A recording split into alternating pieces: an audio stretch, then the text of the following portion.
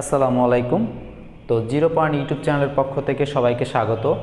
তো আজকে আমরা এই ভিডিওতে মূলত যে বিষয়টা নিয়ে আলোচনা করব সেটা হচ্ছে 18তম শিক্ষক নিবন্ধন পরীক্ষার তারিখ, কবে পরীক্ষা অনুষ্ঠিত হতে পারে এই বিষয়ে একটা আলোচনা করব।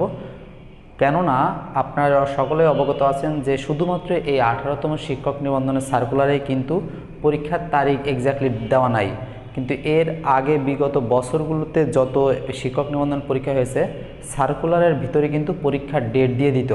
তো এই বছর আসলে কেন দেয়নি এটা আসলে আমরা বুঝতে পারছি না।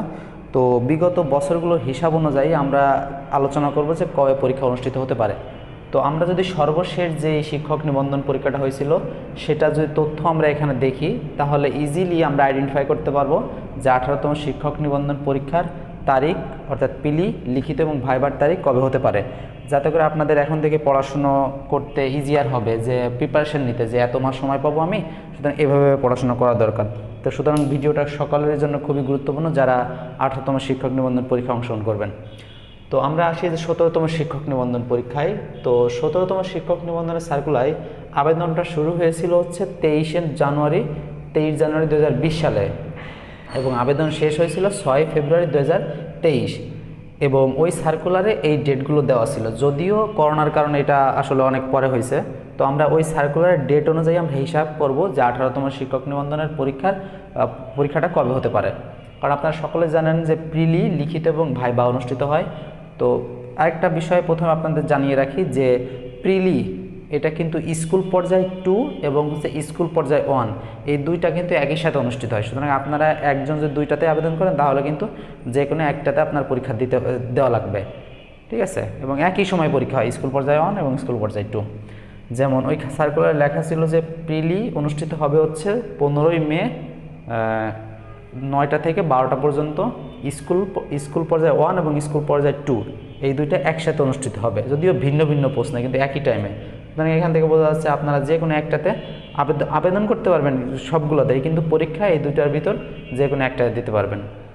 তাহলে আমরা একটু দেখি। আচ্ছা, আর প্রিলি এটা হচ্ছে 15 মে ওই একই দিনে কলেজ পর্যায়ে লিখিত প্রিলিমিনারি অনুষ্ঠিত হবে, সেটা বিকাল 3টা থেকে 4টে পর্যন্ত এরকম। মানে প্রিলি অনুষ্ঠিত হয় একই দিনে, সকাল অনুষ্ঠিত হয় স্কুল পর্যায়ে 1 এবং স্কুল পর্যায়ে 2 একই টাইমে, এবং বিকাল অনুষ্ঠিত হয় হচ্ছে কলেজ পর্যায়ে। এটা তো বুঝলাম। এবং এখন আমরা দেখি যে কতটুকু সময় পাওয়া যায় আবেদনের শেষ তারিখ থেকে। আপনারা যদি দেখি যে 6 ফেব্রুয়ারি আবেদন শেষ হয়েছিল, কিন্তু পরীক্ষার ডেট দিয়েছিল হচ্ছে 15 মে। তার মানে এখানে টোটাল সময় পাওয়া যায় আবেদনের শেষ তারিখ থেকে 3 মাস 10 দিন মতো প্রিলিমিনারি ক্ষেত্রে। তাহলে আমরা এখন আসি হচ্ছে 18তম শিক্ষক নিবন্ধনে। তাহলে আমাদের 18তম শিক্ষক নিবন্ধনের পিলি কবে হতে পারে আমরা নিজেরা এখন বুঝতে পারতেছি যে আবেদন শুরু হয়েছিল 9 নভেম্বর 2023 এবং আবেদন শেষ হবে হচ্ছে 30 নভেম্বর তারিখে। তার মানে এর থেকে 3 মাস প্লাস 3 মাস পর পরীক্ষাটা অনুষ্ঠিত হবে, 3 মাস 10-15 দিন পর। তার মানে আমরা যদি দেখি নভেম্বর, ডিসেম্বর, জানুয়ারি, ফেব্রুয়ারির মাঝামাঝি সময়ে কিন্তু ফেব্রুয়ারি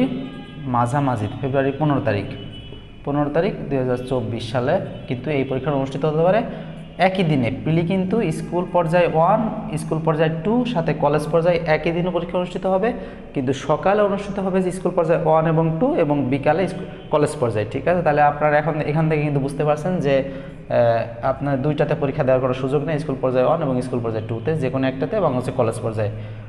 তার মানে ফেব্রুয়ারি 15 তারিখে আপনাদের কিন্তু এই লিখিত প্রিলিমিনারি পরীক্ষাটা অনুষ্ঠিত হতে পারে 18তম শিক্ষক নিবন্ধনের।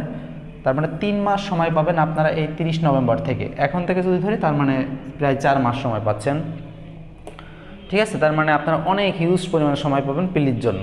এখন আমরা আসি যে লিখিত পরীক্ষা কবে অনুষ্ঠিত হবে। কারণ পিলি হচ্ছে আপনারা যদি 100-র ভিতর 40 মার্ক এখান থেকে উঠাতে পারেন তাহলে কিন্তু আপনারা আপনাদের সাবজেক্টে লিখিত পরীক্ষা অংশগ্রহণ করতে পারবেন। তো লিখিত পরীক্ষাটা অনুষ্ঠিত হয় মূলত প্রিলির যেই পরীক্ষাটা, এই পরীক্ষা অনুষ্ঠিত হওয়ার 1 মাস 20 দিন 25 দিন বা 2 মাস সর্বোচ্চ এরকম।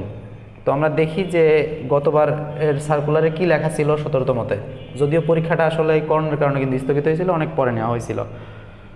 তো লিখিত পরীক্ষা অনুষ্ঠিত হয়েছিল হচ্ছে 15 আগস্ট।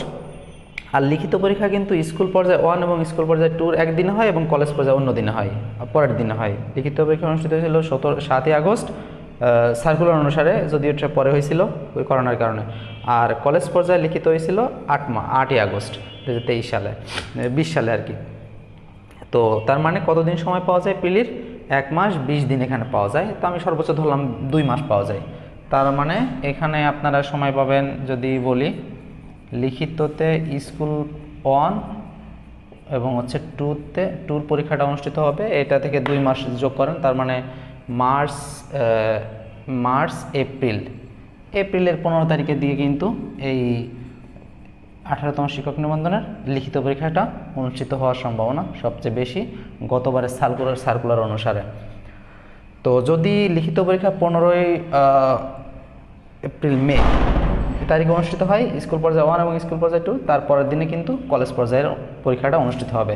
কারণ লিখিত পরীক্ষাটা স্কুল পর্যায়ে 1-এর একদিনে এবং কলেজ পর্যায়ে অন্য দিন হয়, কিন্তু প্রিলিমিনারিটা কি বললাম 3টেরই একই দিনে সকাল বিকাল অনুষ্ঠিত হয়।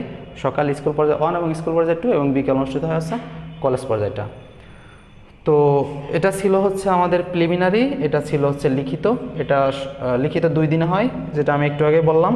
তো এরপর আসে হচ্ছে যারা লিখিত পরীক্ষায় পাশ করবেন, এক্ষেত্রে তাদের ভাইবা অনুষ্ঠিত হবে। এটা ভাইবার সময় পাওয়া যায় সর্বোচ্চ, ভাইবার লিখিত রেজাল্ট পাবলিশড হওয়ার সর্বোচ্চ 1 মাস পরবর্তীতে আসলে পর্যায়ক্রমে রোল অনুসারে ধারাবাহিকভাবে সাবজেক্ট ওয়াইজ কিন্তু ভাইবাটা অনুষ্ঠিত হয়।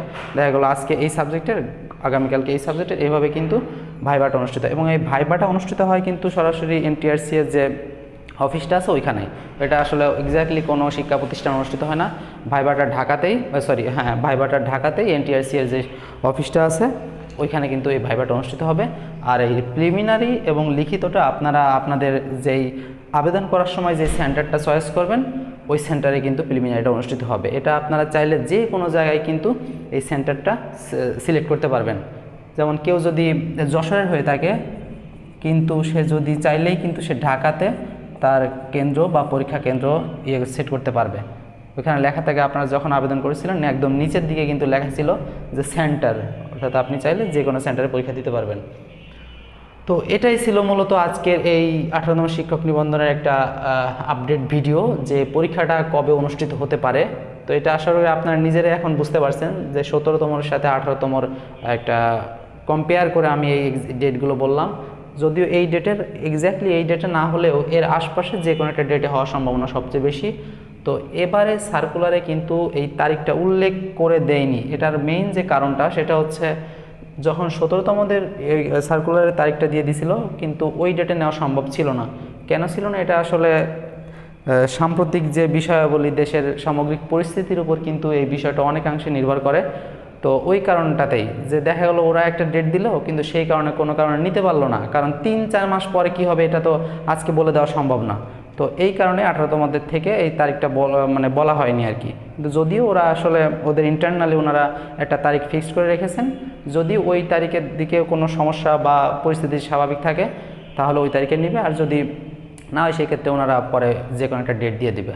ওই কারণে আসলে 18তমদের আসলে তারিখটা দেওয়া হয়নি, 17তম পর্যন্ত ছিল।